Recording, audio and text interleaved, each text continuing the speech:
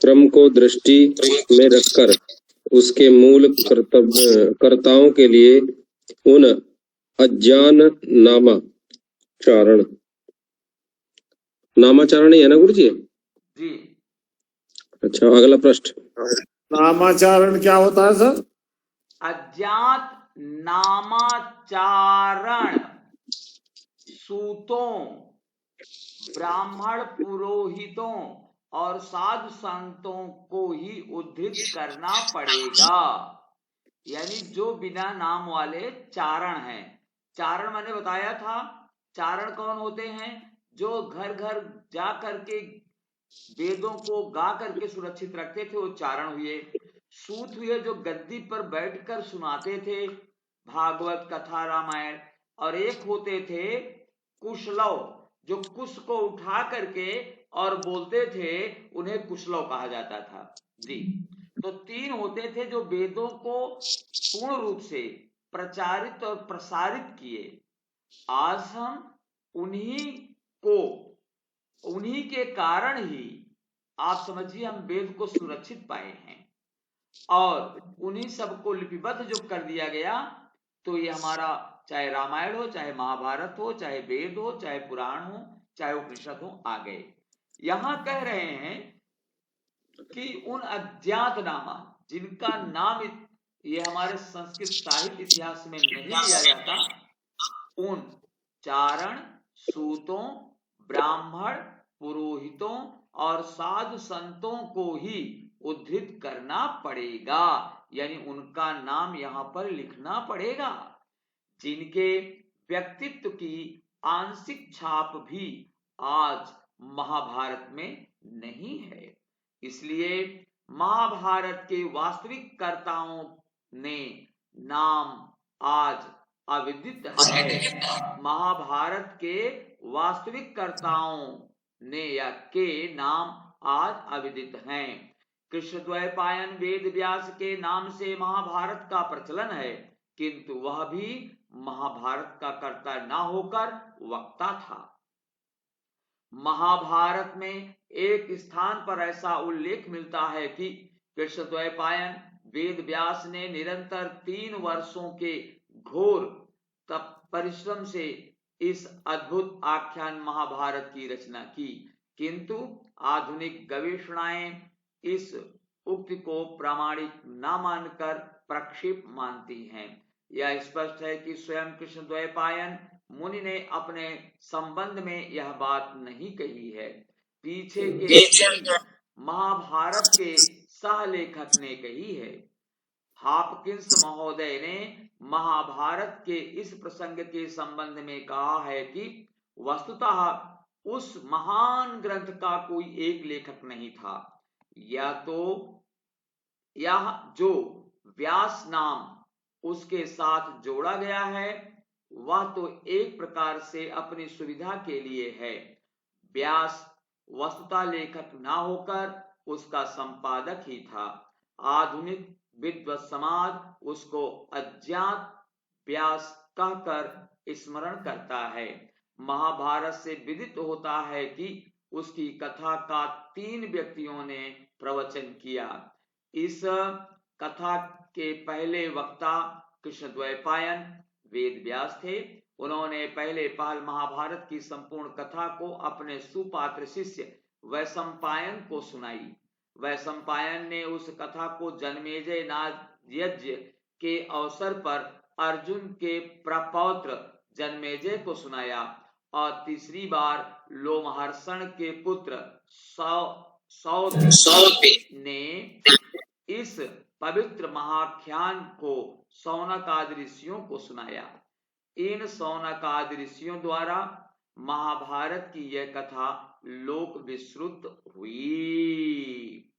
इस प्रकार महाभारत की कथा 3 विभिन्न व्यक्तियों द्वारा 3 बार पुनरावृत्ति हुई। मूल कथा के प्रथम वक्ता हुए व्यास और उस विशुद्ध कथा के प्रवक्ता वैशंपायन तथा सौति। चौथे लोक व्यापी करने वाले उप प्रवक्ता शौनकादि ऋषि हुए। इस प्रकार महाभारत की कथा इतने वक्ता प्रवक्ताओं के मुखों से निश्रित होकर बहुत घुमाव फिराव के बाद आज तक पहुंची है। यह निश्चित है कि इस प्रकार उसकी मूल कथा में अंतर आता गया। कथा प्रवक्ता वैशंपायन और कथा श्रोता जन्मेजय के बीच जो प्रश्नोत्तर हुए होंगे और इसी प्रकार सौत सनकादियों में जो पारस्परिक वाद विवाद हुआ होगा यानी डिस्कस हुआ होगा, उसके प्रभाव से मूल कथा छूती न रह सकी होगी। एक बात ध्यान देने योग्य इस प्रसंग में यह है कि महाभारत की कथा के लिए प्रमुख वक्ता संजय और सौति थे, जो कि कौरव पक्षीय थे। अतएव बहुत संभव है कि कौरव पक्षीय होने के कारण पांडव पक्ष की प्रशंसात्मक कुछ बातों में उक्त प्रवक्ताओं ने हेर फेर कराया गया हो या उन्होंने स्वयं किया हो।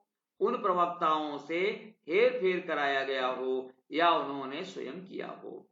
इसी प्रकार वैशंपायन भी भारत की कथा के प्रवक्ता थे। वे पांडव पक्षीय थे। उनकी कथा में भी पांडवों की प्रशंसा की प्रधानता है। इसके अतिरिक्त महाभारत की कथा में न्यूनाधिक्य की संभावना उसकी भाषा, शैली, छंद, भाव, आर्ष प्रयोग, पौराणिक शैली, अलंकृत काव्य शैली, गद्य पद्य मिश्रित वैदिक और लौकिक छंद आदि बातों को देखकर होती है। इस संभावना की पुष्टि उस दशा में और भी पक्की हो जाती है जबकि महाभारत के बाद 2 अध्यायों में उल्लिखित सूची से आगे वाले अंश मेल नहीं खाते हैं।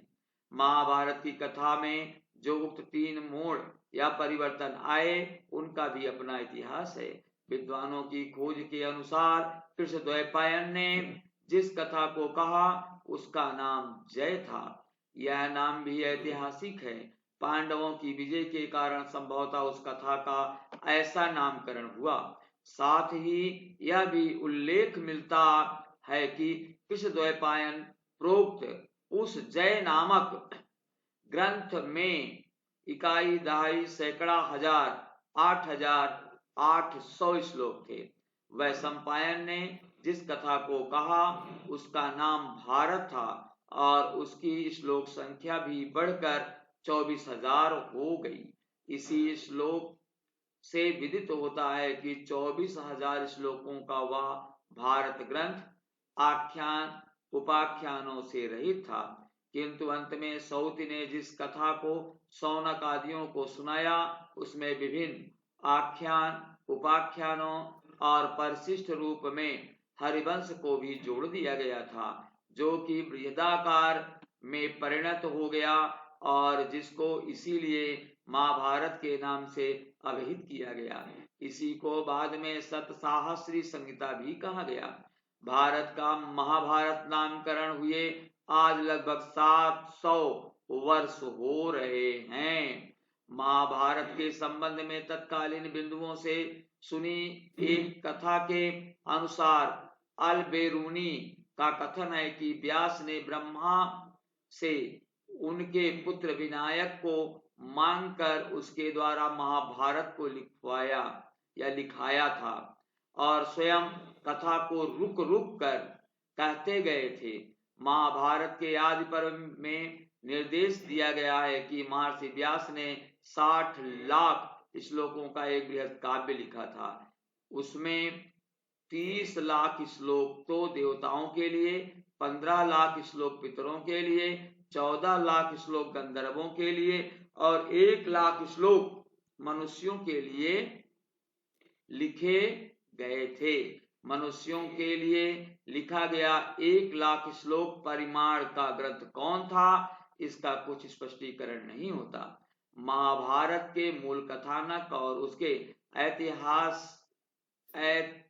ऐतिह्य पर इतिहासकार विद्वानों की गवेषणाओं का समीक्षण करने पर विदित होता है कि उसका मूल रूप उसके इस वर्तमान रूप से सर्वथा भिन्न था। विद्वानों के मतानुसार व्यास प्रणीत मूल महाभारत बाद में उत्तरवर्ती विद्वानों द्वारा समय समय पर बढ़ाया गया। यहाँ तक भी विद्वानों के एक संप्रदाय का अभिमत है कि प्रचलित रामायण के वर्तमान रूप को याकूबी पहली बार दूसरी शताब्दी ईस्वी का मानते थे, जिसका अनुगमन विंटरनित्स ने भी किया है। वैद्य उसकी सीमा को 200 ईसा पूर्व से 200 ईसा पूर्व के बीच मानते हैं। याकूबी साहब ने मूल रामायण की रचना 500 से 800 ईसा पूर्व के बीच मानी है। इसी मत का अनुगमन मैकडोनेल साहब ने भी